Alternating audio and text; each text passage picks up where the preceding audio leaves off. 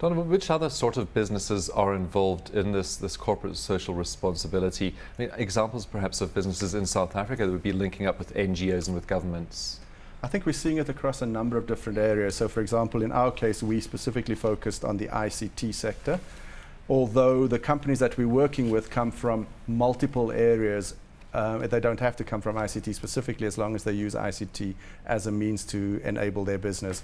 I've also seen this in areas of construction, and where emerging businesses would be setting up relationships with more established businesses in order to grow their own enterprises.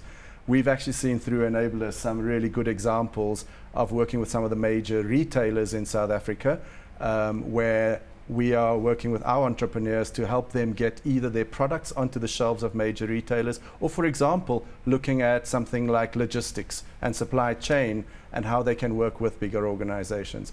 It's been a really productive exercise to see this happening. Well, Valerie, perhaps you could expand just on the relationships that you have maybe with the business sector and with the government sector. Okay, well, we have we have two arms, Enablis Financial Corporation and Enablis South Africa. And the NGO is really the risk mitigator for Enablis Financial Corporation, which is a partnership between Kula Enterprises, which is a part of the Department of Trade and Industry. And then we also have First National Bank, obviously, who is our banking partner. Now, the risk mitigation is really just around providing the enterprise development activities that we do, the capacity building training and so forth. So this is a really important balance between the two, because on the Enablis South Africa side, we have other partnerships, as Donovan mentioned, like, for example, with Pick n Pay, with Microsoft. And these are big corporates that provide a lot of other benefits to the members, which, provide them with an opportunity to see people within Microsoft or within the Pick n Pay group, where they can actually expand their knowledge and opportunity to become a supplier to them. So it all kind of filters outward from, the relationship that we have through EFC and then through Enablis South Africa. And I think Accenture, being the founding partner, is also a great source of information for us as well, and knowledge that we can also use through the volunteering program and other programs that Accenture has. Thabani, do you think that NGOs are starting to take a more market-driven approach to solving global challenges that we have, such as healthcare, climate change, etc.? I'd like to think so, albeit we are still a little slower than we would like to be. But I think we have been engaged in areas where we get into the industry with a view of drawing from the information that is there. And I would like to touch a bit here on the issue that relates to food reserves, being a food programming person.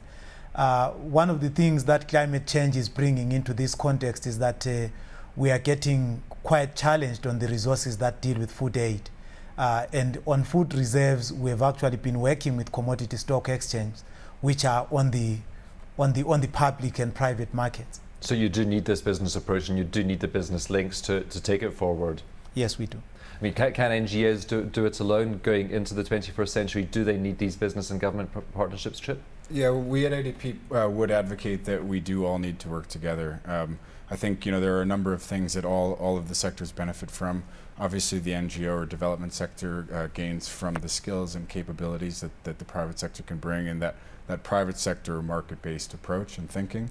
And similarly, as Donovan was pointing out before, the business has the opportunity to extend itself as a great corporate citizen, but also not only do well for society or do good for society, but also do well for their shareholders. Of course, Donovan, businesses pay tax to governments and hope the governments will help to solve those problems. Is it businesses' responsibility to pitch in as well?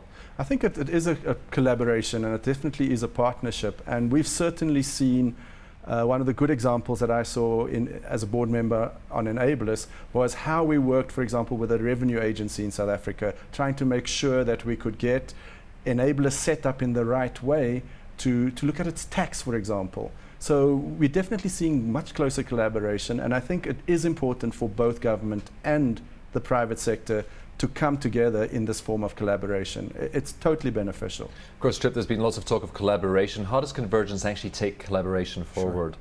Yeah, absolutely. As before, I think Convergence is really about the aligned interests, where all groups are actually working together beyond convergence, but for market-based, demand-driven solutions that can really benefit all the parties more towards their core business than just corporate social responsibility, philanthropic and donor activities of the past.